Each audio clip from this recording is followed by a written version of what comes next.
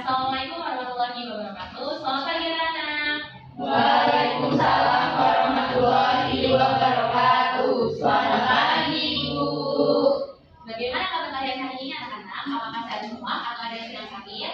Alhamdulillah, Ibu. Alhamdulillah. Sebelum kita mulai kegiatan pembelajaran pada hari ini, alangkah baiknya kita berdoa terlebih dahulu ya anak-anak. Untuk ketua kelas bisa memimpin doa terlebih dahulu ya.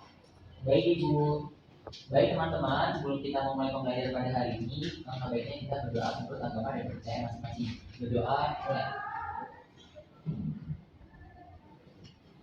Berdoa. Ibu cek hadiran dulu ya. Apakah hari ini ada yang tidak hadir?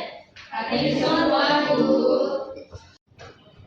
Ada yang tahu tidak? Hari ini kita akan mempelajari materi apa?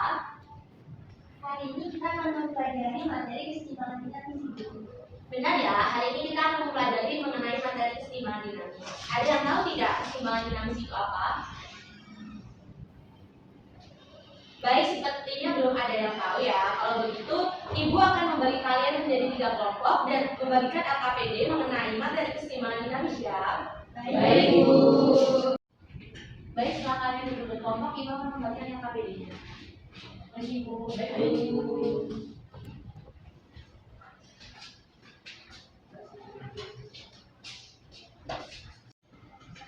Baik, dari wacana yang telah Ibu tampilkan dan yang ada dalam LKPD, cobalah kalian cermati, lalu kalian membuat pertanyaan dan jawaban sementara mengenai pertanyaan yang telah kalian buat ya anak-anak. Ibu beri waktu selama 5 menit. Baik, Ibu.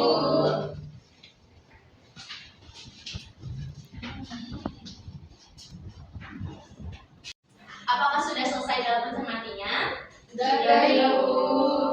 Baik, cobalah kalian mengumpulkan pertanyaan dan jawaban sementara yang telah kalian buat ya anak-anak. Silakan yang ingin mengemukakan, tunjuk tangan ya. Saya Ibu. Baik, Putri. Jadi berdasarkan wacana yang telah diamati, pertanyaan yang telah saya buat yaitu reaksi apa yang terjadi dalam reaksi pembakaran kertas. Dan untuk jawaban sementara yang dibuat yaitu reaksi yang tidak dapat balik.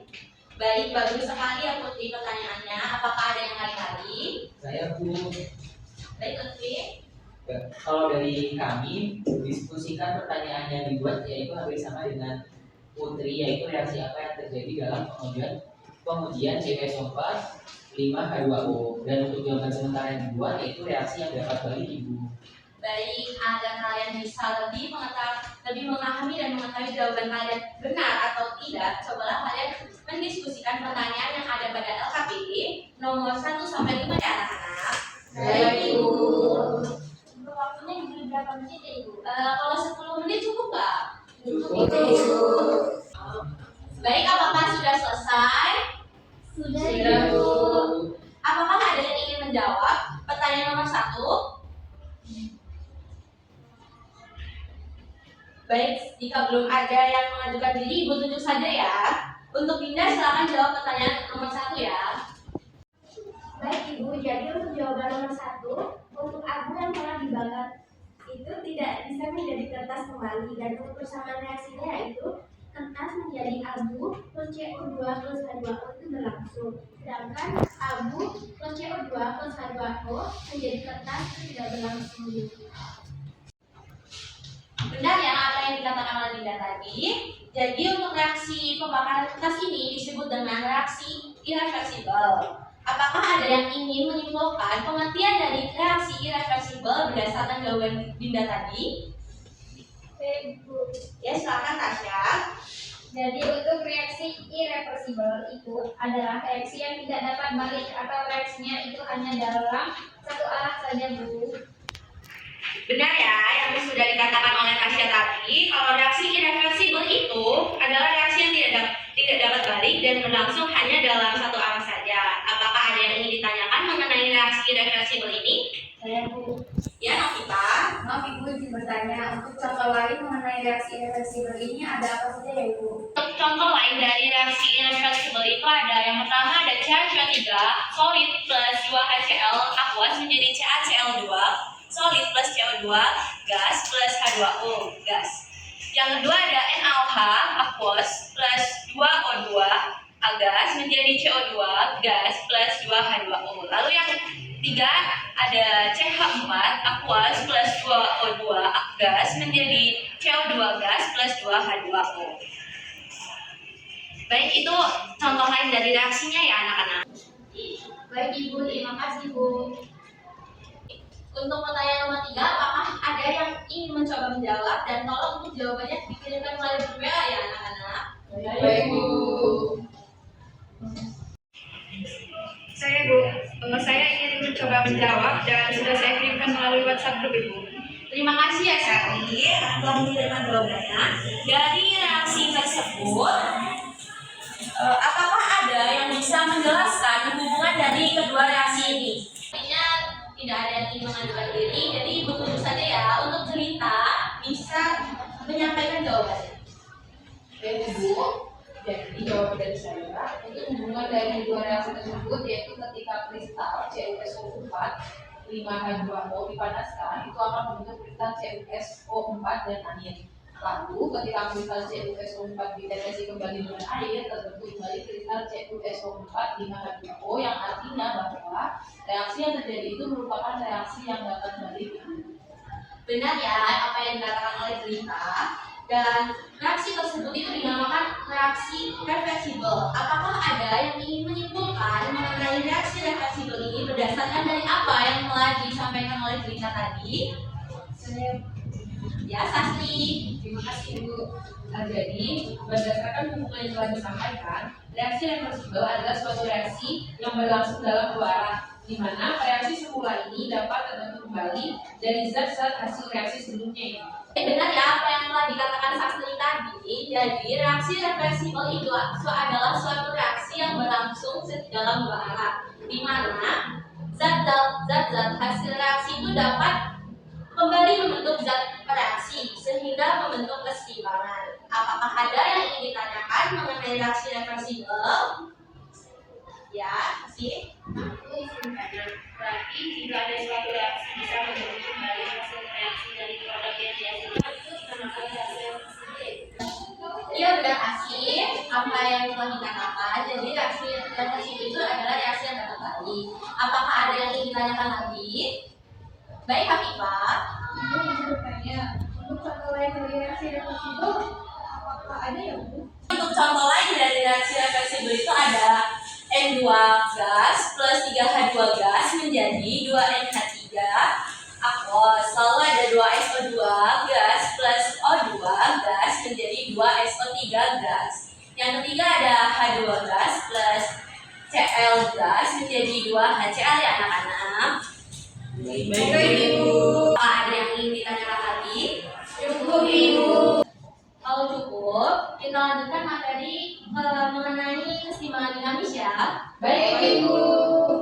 Silakan kalian melihat visualisasi gambar mengenai reaksi N2O4 yang ada di LKPD, dan Ibu juga akan menampilkan video animasi mengenai reaksi tersebut ya.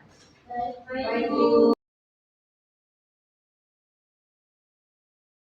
Dari visualisasi gambar yang ada dalam LKPD dan dari visualisasi video animasi yang Ibu tampilkan, Apa yang bisa kalian dapatkan dari gambar dan video tersebut? Ya Hafifah. Ingin menjawab Ibu, dari visualisasi gambar, terlihat bahwa N2O4 merupakan reaksi yang dapat balik, atau juga bisa disebut reaksi reversibel Ibu.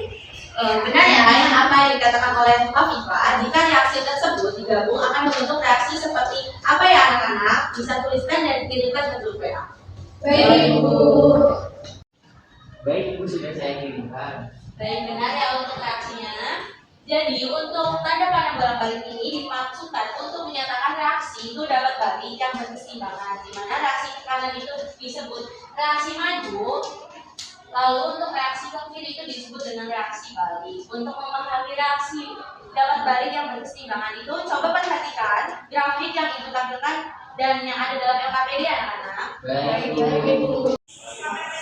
Jadi untuk grafik satu ini, P1 itu merupakan reaksi maju, sedangkan V2 itu merupakan reaksi balik. Jadi berdasarkan grafik tersebut, bagaimanakah perubahan laju reaksi terhadap waktu pada laju reaksi maju? Seiring berjalannya waktu, laju V1 menurun. Jadi apakah ada yang tahu mengapa V1 itu bisa menurun? Apakah ada yang bisa menjelaskan? Baik Putri. Pada keadaan awal hanya ada laju reaksi maju, yaitu laju reaksi pembentukan gas NO2. Laju ke-1 pembentukan gas NO2 sebagai produk sangat tinggi karena konsentrasinya tinggi. Dengan berjalannya waktu, laju V1 menurun karena konsentrasi reaksi semakin berkurang. Iya benar. Kemudian bagaimana perubahan laju reaksi terhadap waktu pada laju reaksi balik pada V2? Dengan berjalannya waktu, laju reaksi balik atau V2 semakin bertambah Ibu. Nah, sekarang mengapa seiring berjalannya waktu itu laju reaksi balik semakin bertambah? Saya itu Ya lebih. karena pada keadaan awal laju reaksi balik atau laju pengurai dari gas NO2 sama dengan 0. Karena belum ada gas NO2, tidak mungkin ada laju reaksi yang balik. Namun setelah terbentuk gas NO2, maka laju reaksi balik semakin meningkat karena konsentrasi gas NO2 sehingga semakin banyak, maka laju reaksi balik V2 semakin bertambah. Ya, oke. Lalu bagaimana laju reaksi pada laju reaksi maju dan laju reaksi balik pada keadaan seimbang yang ditandai dengan garis putus-putus? Jadi ini ada garis putus-putusnya anak-anak. Pada saat keadaan seimbang, laju reaksi maju dan laju reaksi balik ternyata sama Ibu. Ya benar, Bu Hafifah. Baiklah, selanjutnya coba cermati grafik 2. Berdasarkan grafik tersebut, siapa yang bisa menjelaskan bagaimana perubahan konsentrasi terhadap waktu? Iya sih, jadi seiring bertambahnya waktu konsentrasi, reaksi akan berkurang, yaitu N2O4 karena bereaksi untuk N2. Iya benar. Kemudian bagaimana perubahan konsentrasi hasil reaksi terhadap waktu? Ya Sastri. Pada keadaan awal konsentrasi NO2-nya 0 karena belum terbentuk NO2. Tapi seiring bertambahnya waktu, konsentrasi NO2 bertambah karena adanya reaksi N2O4 membentuk NO2 itu.